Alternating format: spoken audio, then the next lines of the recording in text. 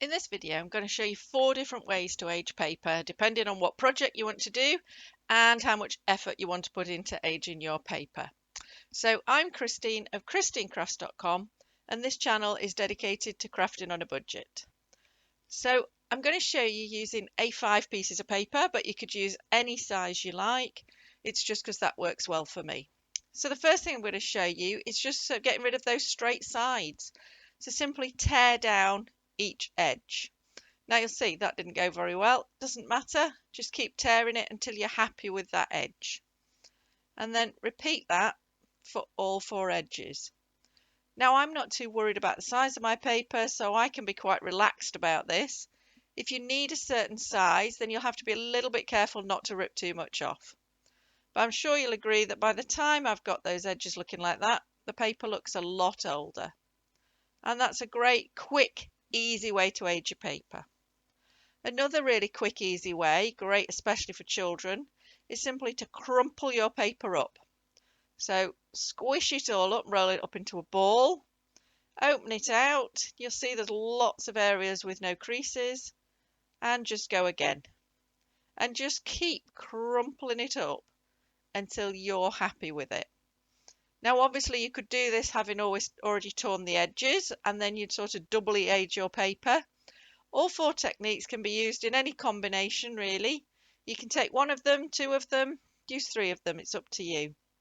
Depends how much you want to work on your paper. So as you can see, every time I open it up, it looks a little bit more aged. And if you had the torn edges, it would look even older.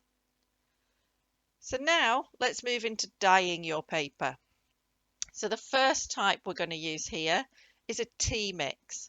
So what I've done here is I've mixed my water with 3 tea bags. Now I've used a lot of tea bags to make it stronger in colour, and I let it rest for a while before I took the tea bags out, and now I'm putting the paper in. Now I'm just using a casserole dish that I had in the cupboard, but ideally you want a nice big container that you can get your paper down flat in. And just push it in and make sure your liquid comes over the top. And you can see it's a nice rich brown. You want a nice strong brown to stain your paper. So I'm using 1 piece of paper that's got the edges torn, and I'm also going to do it on a piece of paper that I've literally just taken from the cupboard. So you can see it aging both. How long to leave it there? That's entirely up to you. Now I left mine in for about 20 minutes, half an hour, but of course it depends how strong your tea is and how brown you want your paper. So just experiment a little. But once you've got it tucked in there, just leave it for as long as you're prepared to wait. If you leave it a very long time, it'll probably go very dark brown. Another way that you can dye your paper is to use a coffee mix. So if you have coffee in your house, all I've done here is use an instant coffee with some water, and you'll see made a very strong coffee mix. It's very dark brown. You could use any sort of coffee. I just had instant coffee because we don't really drink it in our house.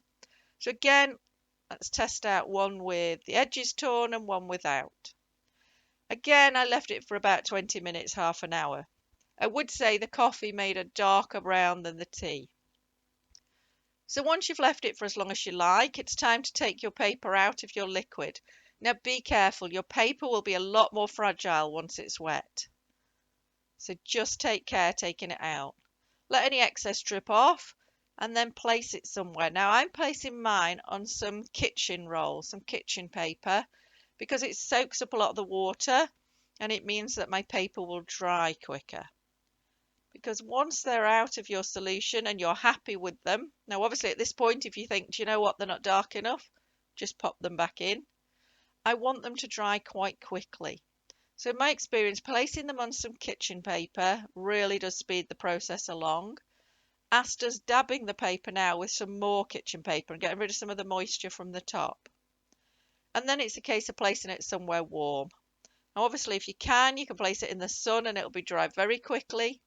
If not, perhaps over a radiator, just somewhere nice and warm and it'll dry. If you're wanting it quickly, put it somewhere warmer. Mine was ready the same day because I managed to get it in the sunshine on a windowsill. And then we've just got one technique left, which is strictly for adults only. And you'll see the warning, there is a fire risk with this, obviously. So what I've done is lit a candle and then I'm burning the edges of the paper. So the idea is to just make them black. And you'll see that I keep lighting my paper, which isn't the plan, but that's what keeps happening. And the paper disappears while I blow it out.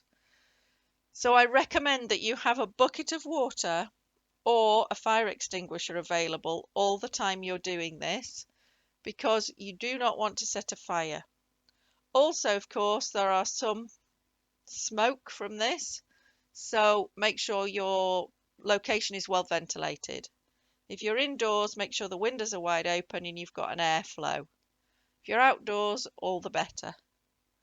And you can see I'm just working my way around the paper so that all the edges are blackened. And that really does give a good effect. Now, obviously, you could do this to some paper that you've crumpled or that you've stained and combine those effects. So you've now got all 4 techniques to age your paper. You should be able to age your paper whatever your project is for. So good luck with whatever your project is, and I hope you've enjoyed aging your paper. Now, whatever video is popping up on the screen at the moment is the one YouTube thinks you should be looking at next. So good luck and enjoy your projects.